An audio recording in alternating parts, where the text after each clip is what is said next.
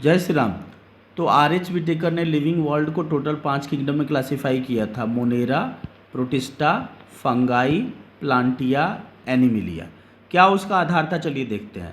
देखो, लाइफ का यूनिट क्या होता है आप बताएं। सेल होता है ना। तो सेल डिज़ाइन के बेसिस पर लिविंग वर्ल्ड को 2 पार्ट में डिवाइड किया गया था। एक, जिस सेल के पास न्यूक्लियस नहीं होता है, उस in the absence of nucleus, और उन्हें कहते हैं हम लोग प्रोकैरियोट। और प्रोकैरियोट का एग्जाम्पल है किंगडम मोनेरा। जो पहला किंगडम मोनेरा है वो प्रोकैरियोट होता है, और उसमें मेंबर बहुत सारे आते हैं, जैसे बैक्टीरिया आता है, ब्लू ग्रीन एल्गी आते हैं, माइकोप्लाज्मा आते हैं। फिर जिसके पास न्यूक्लियस है, in the presence of nucleus, तो प्रेजेंस ऑफ न्यूक्लियस को कहते हैं हम लोग यूकैरियोट कहते हैं। अब ये यूकैरियोट जो होता है, अगर इसके पास सिर्फ एक सेल हो, सिंगल सेल हो, तो हम इसे कहेंगे यूनिसेलुलर यूकैरियोट। और उसका एग्जाम्पल है सेकेंड किंगडम प्रोटिस्टा। प्रोटिस्टा में एग्जाम्पल है इसके डायटम्स यूग्लिना।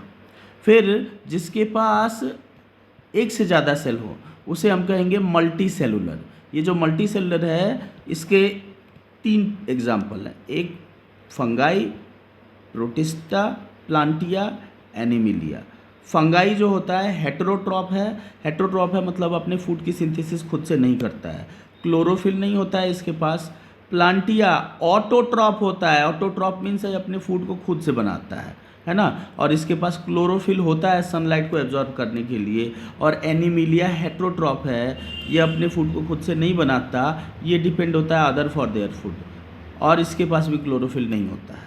फिर सेल वॉल की बात करें तो फंगाई का सेल वॉल काइटिन का बना हुआ होता है, प्लांटिया का सेल वॉल सेलुलोज का बना हुआ होता है, और एनिमिलिया में सेल वॉल नहीं होता है। तो 2 हमारे हेटेरोट्रॉप बचे ना, एक फंगाई बचा और दूसरा एनिमिलिया बचा।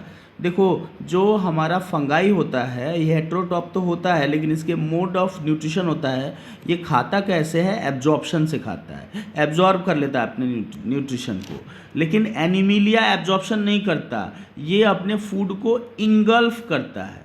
क्या करता है, इंगल्फ करता है। इसलिए ऐसे मोड ऑफ न्यूट्रिशन को हम कहते हैं होलोजोइक मोड ऑफ न्यूट्रिशन।